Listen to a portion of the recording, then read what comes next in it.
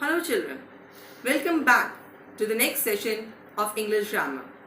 Today I'll be explaining the topic prepositions. Children, please stay home and be safe. And today I'll be explaining you about prepositions, the kinds of prepositions and uses of some of the common prepositions. So let's start with the session. Prepositions.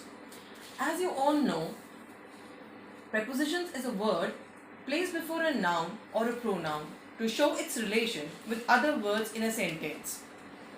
Let's take for example, there is a cow in the garden. She laughed at me, I am with you.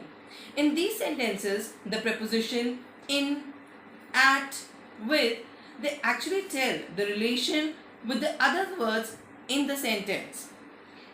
A preposition is usually placed before a noun or a pronoun it governs. The noun or pronoun which is used for the preposition is called its object and the case is objective case. Let's take for example, this book is for him, not he. She laughed at me, not I. Some prepositions, children, here I would like to point out something, that is, some prepositions are placed after the object also. Let's take for example, here is the book that you ask for. In this sentence, the relative pronoun that is the object of the preposition for. Let's take one more example. What are you searching for? In this sentence, interrogative pronoun what is the object of the preposition for. Let's come to the next topic, that is kinds of preposition. Basically, prepositions are of 5 kinds. The first is simple prepositions. Under this category, common prepositions come. For example, in, on, off, or double F off, to, over, up, with, by, for, from, since, etc. Next is compound prepositions.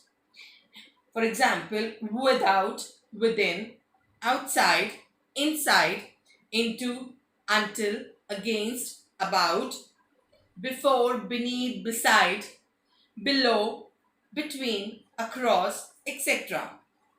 Next is double prepositions. Double prepositions means when 2 words are joined to make a single word. Let's take for example, out of, outside of, from behind, from under, from among, etc. Next type of preposition is participle prepositions. For example, notwithstanding, accepting, regarding, considering, pending, etc. These are participles of verbs used as prepositions. Next is phrasal prepositions. For example, along with, by way of, by means of, instead of, by virtue of, on account of, in the event of, on behalf of, due to, etc. Now let's come to the uses of some common prepositions which we come across. The first preposition is at. At shows definite time and position. Let's take for example, he gets up at 5 o'clock in the morning daily. My father is at home. In these both examples, at is actually implying that in the first example it is implying the time, and in the next example it is time implying the position. Next use of at is, it is used with the names of small towns and villages. For example, he was born at Kabirpur. Again, it is again used with big towns also, but when one stays there for a short time, en route some other place. Now what en route means? Means when you are moving from one place to the other, in such conditions, you are staying at a particular place for some time, then we use at. Let's take for example, On my way to Bangalore, I'll stay at Delhi. The next use of at is that it is used before noon, night, dawn, sunset, at midnight. That is a particular time in a particular day. Let's take for example, we come back home at noon. We returned at dawn yesterday. Next is at shows the rates of things. For example, the oranges are selling at high rates.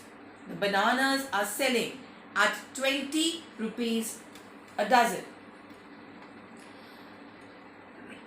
At is used before any special house, place or residence. For example, I live at McNair Road. My uncle lives at 574 Krishna Colony, Bhiwani. At is also used to show the whole period, means the whole time period related to any festival. Let's take for example, we shall decorate our home at Diwali. I shall stay with my parents at Holi.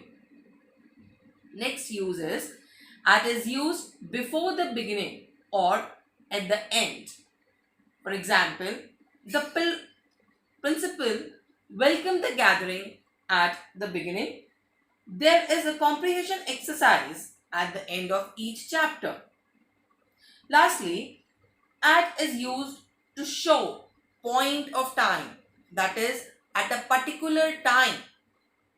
For example, I shall see you at 6 o'clock in the evening. Next preposition is in. In is used to show period of time. Children, here I would like to point out that like at showed a point of time, similarly in shows a period of time. Let's take for example, I shall finish this work in 2 days. I shall return in a month. In is used when speaking of things at rest. For example, the water is in the jug. She is sleeping in her room. In is basically used before big cities, provinces and countries. For example, I live in Mumbai. She was born in the United States of America. In is used to denote the time in future sense, that is, when a work will be performed. For example, the train will leave for Mumbai in 3 hours. I shall reach at home in 2 hours. Next is in is used before the nouns denoting state or point of reference. For example, he was born in poverty. In my opinion, he is a great artist. It is also used to denote occupation or activity.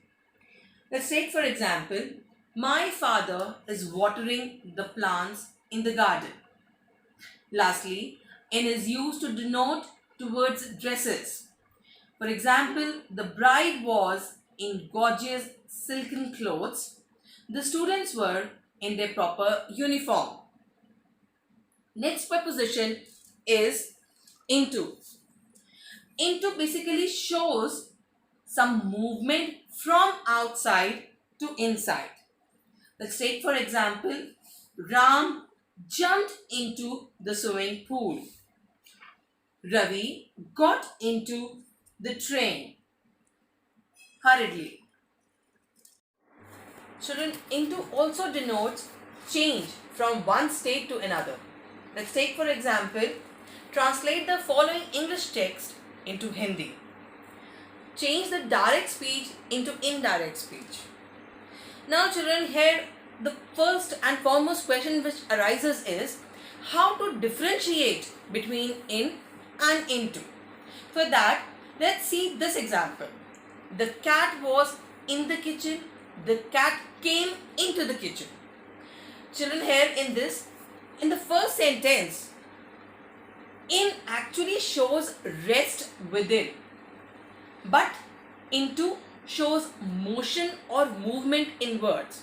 That is the basic difference between in and into, or you can say we can differentiate in and into by making out that in is showing rest and into shows motion or movement in words. Again, I come to the same examples.